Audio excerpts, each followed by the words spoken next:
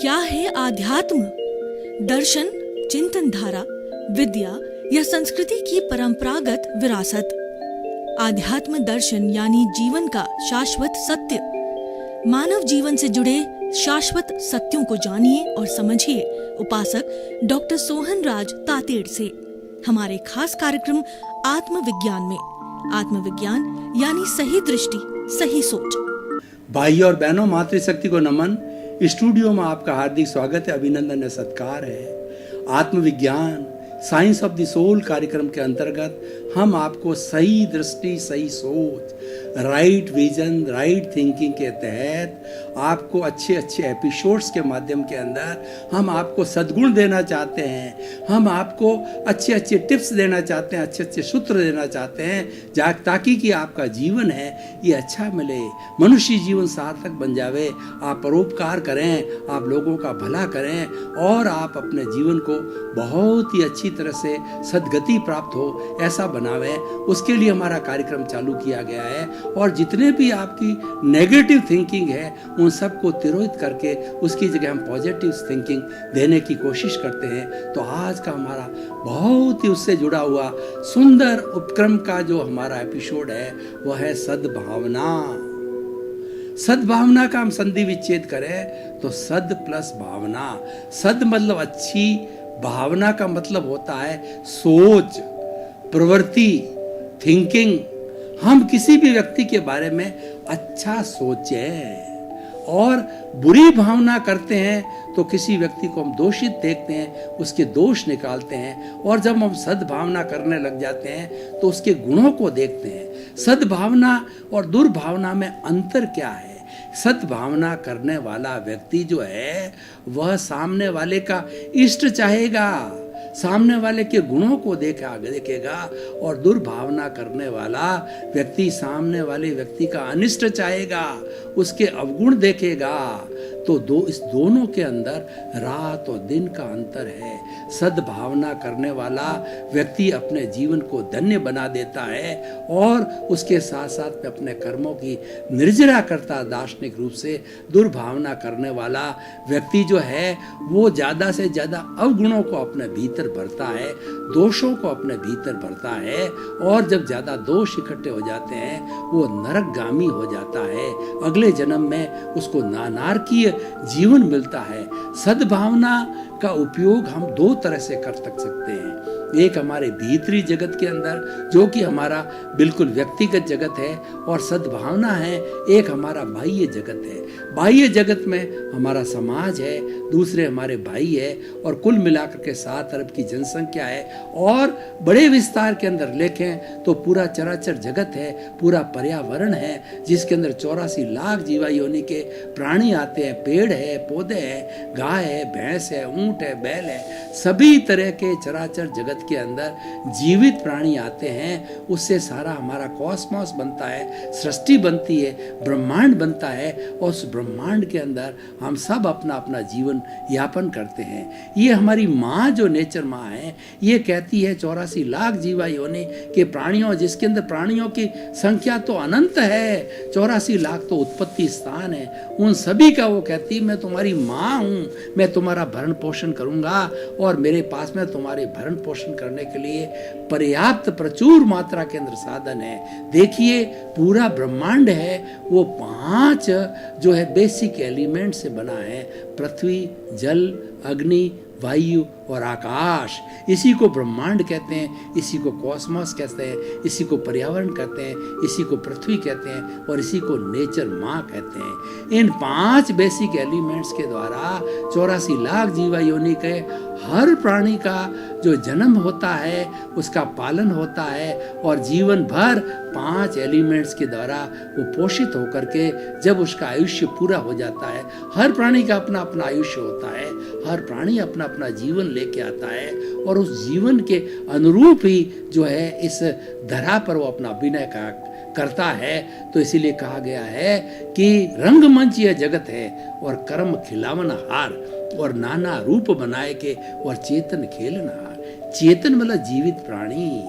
ये जीवित प्राणी के साथ में कर्म लगे हुए हैं कार्मिक शरीर है, उसके बाद कॉजल बॉडी है और उसके बाद में लिंग शरीर है, उसी के अनुरूप उसको ये जीवन मिलता है, ये शरीर मिलता है। और उस जीवन के अंतर्गत चाहे 60 साल का है, 70 साल का है, 50 साल का है, ये जो जीवन साथ में लेकर के आते हैं, आयुष्य काल कहा जाता है, इसके अंदर पूरे समय के अंदर जो है वो अपना जीवन यापन करते हैं। और ये हर एक का अलग अलग होता है, क्योंकि पूर्व जन्म के अंदर वह जीवित प्राणी कैसे कॉजेज डाल के आया है, कैसे कारण डाल के आया है, उस कॉजेज के अनुरूप इस जन्म के अंदर जो है उसको ये उसका जीवन मिलता है। वो इफेक्ट कहलाता है। कॉज पिछले जन्म के होते हैं, वही कॉज होते हैं, कर्म बीज के रूप के अंदर पड़ जाते हैं, और वो कर्म बीज इस जन्म के अंदर कर्म फल और कर्म परिणाम के रूप में आता है। और जब कर्म परिणाम आता है तो व्यक्ति को या जीवित प्राणी को सुख दुख की अनुभूति होती है, और वो सारा अपने अपने कर्मों के अधीन होता है। तो देखिए, हमारा जो विषय है सद्भावना है, ये इसके आधार पर जो है अगर हम जिए तो शांतिपूर्ण अस्तित्व से जी सकते हैं। नेचर माँ कहती है कि सबको जीने की मेरे पास भरपूर सुविधा है, लेकिन अगर व्यक्ति दुर्भावना से चलता है, दुर्भावना का अर्थ होता है कि वो नीड से ग्रीड की ओर जाता है। मनुष्य इतना ग्रीडी है, मनुष्य इतना दुर्भावना वाला है कि एक मनुष्य को पूरी सृष्टि का, पूरी नेचर माँ की धनराशि जितनी भी दे दी जाए, जितने भी उसके साथ प्रॉपर्टी वो दे दी जाए, फिर भी उसका जो मन नहीं धापता है, ये ग्रीड कहलाता है। तो नेचर माँ कहती है एक ग्रीड व्यक्ति का भी मैं पूरा पालन पोषण नहीं कर सकती है, जबकि साथ जो पूरे 84 लाख जीवा योनि के नीडी व्यक्तियों की नीड को पूरा कर सकती हूँ। इसीलिए जो ग्रीड है ये दुर्भावना है, नीड है सद्भावना है। तो ये सद्भावना और दुर्भावना के ऊपर समाज का भवन खड़ा है। तो हमें प्रारंभ से ही बच्चे को संस्कार दिए जाने चाहिए कि हमेशा किसी के प्रति बुरा चिंतन मत करो, हर एक के प्रति सद्भावना रखो, मनुष्य मनुष्य के प्रति सद्भावना रखो, और दूसरा जीवित प्राणी मात्र है उसके प्रति सद्भावना रखो। और हमेशा चिंतन करो कि 84 लाख जीवा योनि प्राणियों के भीतर विराजमान शुद्ध आत्मा भगवान को निर्दोष दृष्टि से दर्शन कर उनको नमन करता हूँ। व्यवहार दृष्टि से बोलना नहीं है, लेकिन जो ज्ञानी पुरुष है वो क्या समझता है कि चूहा जा रहा है, बिल्ली जा रही है, पेड़ है, पौधा है, गाय है, भैंस है, बैल है, वो किसी को बोलता नहीं है, लेकिन उसके भीतर विराजमान शुद्ध आत्मा भगवान जो प्रभु है, वो ईश्वर है, उसको नमन करता है। और वो वास्तव में सभी ईश्वर है, चाहे चींटी हो, चाहे पेड़ हो, चाहे पौधा हो, उसके अंदर वही आत्मा है जो राम में, कृष्ण में, महावीर में, आप में और हमारे में, उसमें कोई फेर नहीं है। जो फर्क है वो अपने अपने अर्जित कर्मों के द्वारा है, अपने अपने कॉजेज डालने के अनुसार है। तो व्यक्ति जैसे जैसे कॉजेज डालता है उसके अनुरूप जो है इस जन्म के अंदर जो कॉज है उसके द्रव्य कर्म बन जाते हैं, और उसके अनुरूप जो उसको प्रारब्ध मिलता है उसके अनुरूप जो है उसको जो है वो सारा उदय काल होता है, और जीवन भर उदय काल या प्रारब्ध जो है चलता रहता है। तो भाई और बहनों, सद्भावना एक ऐसी फाउंडेशन है कि अगर ये समाज के अंदर वो फाउंडेशन रख दी जाए तो इसके ऊपर हम कितने ही भवन खड़े करें तो समाज बहुत अच्छा विकसित हो जाएगा। समाज में सज्जन पुरुषों की संख्या बढ़ती जाएगी, और जिस समाज के अंदर दुर्भावना रहती है, जिसको हम नेगेटिव थिंकिंग कहते हैं, वह रहती है, तो वह समाज एक पशुओं का समाज हो जाएगा, मनुष्यों का समाज नहीं है। आज हम सिनेरियो को देखें कि आज हम विश्व के 7 अरब के जनसंख्या के अंदर क्या हो रहा है कि आज नेगेटिविटी इतनी बढ़ गई है कि सारे कॉस्मॉस के अंदर नेगेटिविटी से वो नेगेटिव एनर्जी इकट्ठी हो गई है। देखिए, हम जब कभी भी चिंतन करते हैं, हम कभी भी सद्भावना का चिंतन करते हैं, पॉजिटिव थिंकिंग का चिंतन करते हैं, तो कॉस्मॉस हमें जो है सद्भावना की पॉजिटिव एनर्जी देती है, और उसके अनुरूप हम चिंतन करके दूसरे के प्रति अच्छा जो चिंतन करके अच्छा व्यवहार करने में लग जाते हैं। और हमने अगर दुर्भावना की बात की तो हमारी सृष्टि के अंदर नेगेटिव एनर्जी बहुत इकट्ठी हो रखी है। वो किसने छोड़ी है? वो मनुष्यों ने छोड़ी है। नकारात्मक भावों से से छोड़िए, वो नेगेटिव एनर्जी हमारे भीतर आती है मस्तिष्क के द्वारा, और मनुष्य उस नेगेटिव एनर्जी से प्रभावित होकर किसी अन्य के प्रति दुर्भावना करता है, किसी अन्य का शोषण करता है, किसी अन्य के ऊपर अहंकार करता है, किसी अन्य पर सुपीरियरिटी कॉम्प्लेक्स लागू करता है, या स्वयं इन्फीरियरिटी में चला जाता है। ये सारी नेगेटिव भावना और ये सारे नकारात्मक भाव और सारी दुर्भावना आती है, तो उससे व्यक्ति खराब होता है, समाज खराब होता है। और जिस व्यक्ति के अंदर दुर्भावना घर जाती है तो व्यक्ति जो है वो एक पिशाच का रूप ले लेता है, एक डाकू का रूप ले लेता है, और एक जो है दैत्य का रूप ले लेता है। तो अगर हमें सद्भावना का पालन करेंगे तो हम ईश्वर का रूप बन जाएंगे, अच्छे मनुष्य के रूप में रहेंगे, और हमेशा हमारा सत्कार होगा, आदर होगा। हम किसी के प्रति दुर्भावना क्यों करें? प्रश्न ये है कि हर व्यक्ति जो इस दुनिया में छोटा से छोटा प्राणी जन्म लेता है, मरना कोई नहीं चाहता। हर छोटा से छोटा प्राणी सुख चाहता है। आपने किसी प्राणी को पैदा नहीं किया है, उसको दुख देने का आपको क्या अधिकार है? और जो कोई भी प्राणी जी रहा है वो अपने कर्मों के अधीन जी रहा है, वो पीछे से लेकर के आया है, और उसके अनुरूप ही उसको प्रारब्ध और उदय मिलता है। तो आपको उसके प्रति प्रतिक्रिया करने का, उसके प्रति ओपिनियन देने का, उसके प्रति अभिप्राय देने का, उसके प्रति दुर्भावना करने का आपको क्या अधिकार है? आपको कोई अधिकार नहीं है। लेकिन व्यक्ति अहंकार के वशीभूत होकर के दुर्भावना कर लेता है, और जो ही उसने किसी के प्रति दुर्भावना की तो हमारी इस कॉस्मॉस में नेगेटिव एनर्जी चली जाती है, और दुर्भावना से उसने दुर्भावना के कॉज डाले, और जब ये कॉज इस जन्म में इकट्ठे होते रहते हैं तो अगले जन्म में जब आत्मा दूसरे शरीर को धारण करती है तो शरीर को धारण करने पर जो है वो कॉजेज जो है उसके साथ में जाते हैं, वो द्रव्य कर्म बन जाते हैं। जो भाव कर्म उसने यहाँ पर इकट्ठे किए हैं वो अगले जन्म में जाकर के द्रव्य कर्म बन जाते हैं, उससे उसका प्रारब्ध चलता है, उससे उसका उदय भाव चलता है। तो हम क्या कहना चाहते हैं कि आप दुर्भावना को छोड़िए। देखिए, जो व्यक्ति अज्ञानी, तीन तरह की मानव की चेतना होती है। एक होती जीवात्मा, दूसरी होती अंतरात्मा, और तीसरा होती परमात्मा। आत्मा वही है, चेतना वही है, कॉन्शियसनेस वही है, लेकिन उसके तीन स्तर होते हैं, क्योंकि सभी मनुष्य एक जैसे नहीं होते हैं। मनुष्य भी तीन तरह के होते हैं। मनुष्य में तीन तरह का माइंड होता है। एक तो एनिमल माइंड होता है, एक ह्यूमन माइंड होता है, एक सेलेशियल देवत्व माइंड होता है। तो जो व्यक्ति जो है पशु जो है जो व्यक्ति जो है एनिमल माइंड का होता है वह जीवात्मा होता है। वो खान पान और जो है रस भोग करता है, और किसी तरह की उसके अंदर अच्छी नैतिकता की बात नहीं आती है, सद्भावना की बात में उसके अंदर नहीं आती है। और एक दूसरा जो स्टेटस का व्यक्ति होता है, ह्यूमन माइंड होता है, उसको हम अगर दूसरी चेतना से कंपेयर करें तो दूसरी हमारी चेतना होती है, वह होती है हमारी जो है वो पहली तो जीवात्मा, दूसरी अंतरात्मा। अंतरात्मा वो ज्ञानी पुरुष के द्वारा किसी माध्यम से किसी अच्छे पुरुष से ज्ञान की प्राप्ति होती है, और जो ही ज्ञान की प्राप्ति होती है व्यक्ति सद्भावना के अकाउंट में आता है। और जीवात्मा होता है हमेशा दुर्भावना करता रहता है, क्योंकि उसके अंदर नेगेटिव थिंकिंग भरी रहती है, वो स्वार्थ की भावना होती है, और वह पांच इंद्रिय सुख में चला जाता है, मैं और मेरा में चला जाता है। जहाँ पर केवल मैं और मेरा होता है वहाँ दुर्भावना अवश्य आती है, क्योंकि वहाँ पर जो हमारा अहंकार है, हमारा कषाय है, हमारा क्रोध मान माया है, वो चार्ज होता रहता है। और जब जो ही हम अंतरात्मा बन जाते हैं तब हमारा जो चार्जिंग अहंकार होता है वो समाप्त कर देता है। हमारा गुरु और हमारा ज्ञानी पुरुष है वो जहर की थैली को निकाल देता है। उस जहर की थैली को निकालने के बाद में जब हम अंतरात्मा बन जाते हैं तो हम सद्भावना की कैटेगरी में आ जाते हैं। हम किसी के प्रति दुर्भावना नहीं करते हैं, क्योंकि चार्ज अहंकार समाप्त हो जाता है। मात्र जन्मांतर का जो डिस्चार्ज अहंकार, डिस्चार्ज कषाय या डिस्चार्ज कार्बन शरीर होता है वो बर्फ की शिला की तरह पिघलता रहता है। और अधिकतम ऐसा बताया जाता है कि ज्ञान लेने के बाद के अंदर 15 जन्म के अंदर वो सारी बर्फ की शिलाएं पिघल करके जीरो हो जाती है, क्योंकि नया चार्ज नहीं हो रहा है।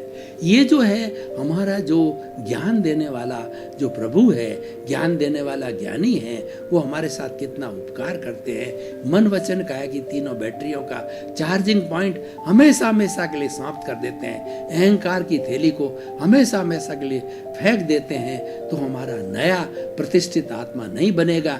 एक ही प्रतिष्ठित आत्मा हर जन्म में चलती रहेगी और वो डिस्चार्ज प्रतिष्ठित आत्मा होगी, चार्ज प्रतिष्ठित आत्मा नहीं होगी। और डिस्चार्ज प्रतिष्ठा आत्मा के रूप में वो पिघलती रहेगी और उसके अंदर नकारात्मक भाव नहीं आएंगे, और आ भी जाएंगे तुरंत प्रज्ञा जो है वो ज्ञान से द्वारा जो प्रज्ञा हाजिर होती है, वो प्रज्ञा गवर्निंग बॉडी होती है, वह तुरंत जो है जो ज्ञान लेने वाले को जो है एहसास कराएगी, तुम्हारा ज्ञान लिया हुआ है, तुम कहाँ भटक रहे हो, तुम अब अपनी बुद्धि को ठिकाने आओ, तुम दुर्भावना को छोड़ो, दूसरों के दोषों को देखना छोड़ो, स्वयं के देश देखो।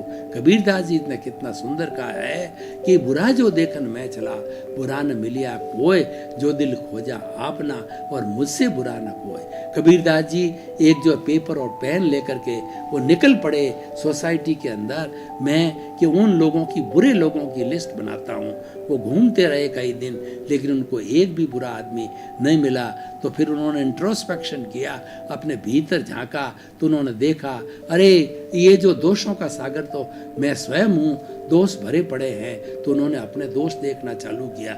जो व्यक्ति अपना दोष देखने लग जाता है वो सब्लिमेशन, शुद्धिकरण की प्रक्रिया के अंदर चला जाता है, इंट्रोस्पेक्शन की जो सद्भावना की स्थिति में चला जाता है। वो दूसरे के गुण देखता रहता है, किसी में भी वो दोष न तो रोपित करता है और न दोष देखता है। देखिए भाई और बहनों, पूरी इस दुनिया के अंदर जो संजोग जुटाने वाली है वो व्यवस्थित शक्ति है, साइंटिफिक सर्कमस्टेंशियल एविडेंसेस होती है।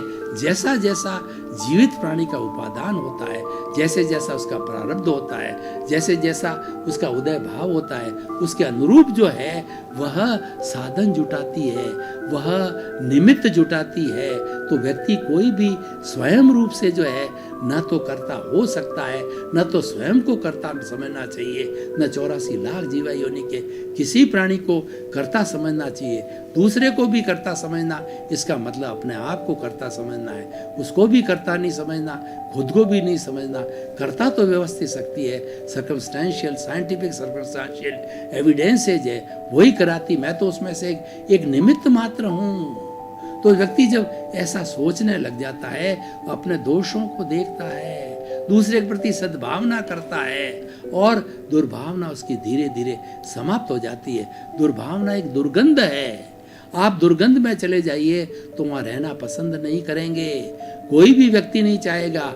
और जो ईश्वर है वो तो हमेशा कहा जाता है कि जो है वो cleanliness is next to godliness, हमारी सफाई है वो ईश्वरत्व के नज़दीक है। ईश्वर सफाई से खुश रहते हैं, तो इसीलिए ईश्वर के सामने जब भक्ति करते हैं, अगरबत्ती जलाते हैं, गूगल जलाते हैं, धूप जलाते हैं, उससे खुशनुमा वातावरण होता है, खुशबूदार होता है, और ईश्वर हमारी मनोकामना पूरी करते हैं, हमको आशीर्वाद देते हैं और हमारा जीवन अच्छा बनता है। दुर्भावना एक दुर्गंध है, ऐसी दुर्गंध को हमारे जो है हमारे शरीर के अंदर, हमारे मन वचन काया में स्थान नहीं देना चाहिए। और दुर्भावना नहीं करने वाला व्यक्ति जो है वो ईश्वर का रूप बन जाता है। क्योंकि आप देखिए कि हमारा ये जो शरीर है वो शरीर एक मंदिर रूप में है, मंदिर के अंदर हमारा परमात्मा विराजमान है, वो शुद्ध आत्मा भगवान है, और वो सबका एक जैसा है। आप उसे निवेदन कीजिए, उसका आशीर्वाद लीजिए, उसको रिझाइए, उससे बात कीजिए, उसके समीप जाइए, उनका इंट्रोस्पेक्शन कीजिए, उसका रियलाइजेशन कीजिए, उसको पहचानिए, तो आपको मालूम पड़ जाएगा कि वो कितना शक्तिशाली है। वो अनंत ज्ञान वाला है, वो अनंत दर्शन वाला है, वो अनंत शक्ति वाला है, वो अनंत सुख का धाम है, वो अजर है, वो अमर है, वो अविनाशी है, उसका कोई रंग नहीं, रूप नहीं, गंध नहीं, वर्ण नहीं। वह शुद्ध आत्मा न जलती है, न मरती है, न कटती है, न किसी को रोकती है, न किसी से रुकती है। वो अव्याबाद है, वो टंकोत कीण है, वो मन वचन काया से मुक्त शुद्ध आत्मा है। उसके असंख्य गुण हैं और वो प्रभु हमारे भीतर विराजमान है। जब हम प्रभु की साक्षी से चिंतन करते हैं तो हमारी दुर्भावना मिट जाती है, क्योंकि भीतर दुर्भावना है ही नहीं। प्रभु के पास दुर्भावना नहीं है, प्रभु के पास सद्भावना है। इसलिए प्रभु से हमेशा जो है ये शक्ति मांगो, जागृति मांगो। हे प्रभु मुझे ऐसी शक्ति दो, जागृति दो कि मैं किसी को दुर्भावना से न देखूं, किसी के प्रति बुरा चिंतन न करूं। जब बुरा चिंतन नहीं करूंगा तो किसी के प्रति मेरा बुरा व्यवहार नहीं आएगा। हमेशा भीतर विराजमान शुद्ध आत्मा भगवान से मांगो कि हे भीतर विराजमान मेरे शुद्ध आत्मा भगवान, मुझे ऐसी शक्ति दो, जागृति दो कि 84 लाख जीवा योनि के प्राणियों में से किसी के साथ जो है मैं बुरा व्यवहार ना करूं, किसी को दुख ना दूं, किसी को तकलीफ ना दूं, किसी के प्रति दुर्भावना नहीं करूं। मुझे ऐसी शक्ति दो कि मैं उन सब के साथ में सद्भावना रखूं। देखिए भाई और बहनों, जो व्यक्ति सद्भावना वाला होता है उसके एक ओरा बनता है। आपने देखा होगा कि जो महापुरुष होते हैं उनके जो है वो उनके मस्तिष्क के पीछे एक जो है वो जो चमकता हुआ जो येलो कलर का गोला होता है, वो ओरा का सद्रूप है, वो आभा मंडल है। जो लोग सद्भावना रखते हैं उनका आभा मंडल पवित्र होता है। जो भीतर के भाव होते हैं वो आभा मंडल में व्यक्त हो जाते हैं। हमारे शरीर के भीतर कोई भी बीमारी होने वाली है, कोई अनिष्ट होने वाला है, कोई तकलीफ होने वाली है, कोई दुख आने वाला है, वो सारा जो हमारे इस ओरा में और आभा मंडल में आ जाता है। ये हमारा तेजस शरीर है जो कि हमारे अवचेतन मन से जुड़ा हुआ है। और इस ओरा के कर्लियन फोटोग्राफी वगैरह इतनी फोटोग्राफी डेवलप हो गई है कि इसके अंदर अलग अलग चमकते हुए कलर आते हैं। येलो कलर आता है और आपका ग्रीन कलर आता है और आपका वाइट चमकता हुआ कलर आता है और उसके साथ साथ में आपका चमकता हुआ ब्लू कलर आता है। तो जब अच्छे चमकते हुए कलर आते हैं तो इसका अर्थ यह है कि आपके अंदर सद्भावना है। और काला डार्क कलर आता है, काला है, कबूतरी है, और उसके साथ साथ के अंदर जो है वो काला कलर का जो है हमारा बैंगनी कलर है, या काला कलर का जो डार्क जो है वो हमारा ब्लू कलर है। तो वो सब हमारी दुर्भावना के कलर है जो इसके भीतर आ जाते हैं। उसके फोटो से मालूम चल जाता है कि ये व्यक्ति दूसरे को दोषी देख रहा है या दूसरे को निर्दोष देख रहा है। तो जो व्यक्ति दूसरे को निर्दोष देखेगा वो हमेशा सद्भावना करेगा, और जिसकी निर्दोष दृष्टि आ जाता है वह मुक्त हो जाता है। इसीलिए हमको ये ध्यान देना चाहिए कि स्वदोष दर्शन से जगत निर्दोष हो जाता है। अगर दुनिया को निर्दोष दृष्टि से सबके प्रति सद्भावना का रुख अपना जाएंगे तो आपका धीरे जीते जीते आपके कार्बन शरीर है वो शिथिल होता जाएगा। भाई और बहनों, आपका बहुत बहुत धन्यवाद। आप हमारा आत्मविज्ञान कार्यक्रम बराबर देखते जाइए। आपको बहुत जीवन के अच्छे अच्छे टिप्स मिलेंगे, अच्छे अच्छे सूत्र मिलेंगे, और आपको नए नए एपिसोड्स रोज मिलेंगे, ताकि कि आपका जीवन धन्य हो जाएगा। मनुष्य जीवन मिलना बहुत दुर्लभ है। उसकी सार्थकता को प्राप्त करने के लिए आत्मविज्ञान कार्यक्रम हमने चालू किया। हमारा उद्देश्य ही है सर्वे भवन्तु सुखिनः सर्वे भवन्तु निरामया। विश्व के सब जीवों को सुख मिले, शांति मिले, आनंद मिले, प्रेम मिले, अध्यात्म मिले, धर्म मिले। इस क्रम में आपके प्रति मंगल भाव। आत्मविज्ञान में आत्मविज्ञान यानी सही दृष्टि, सही सोच।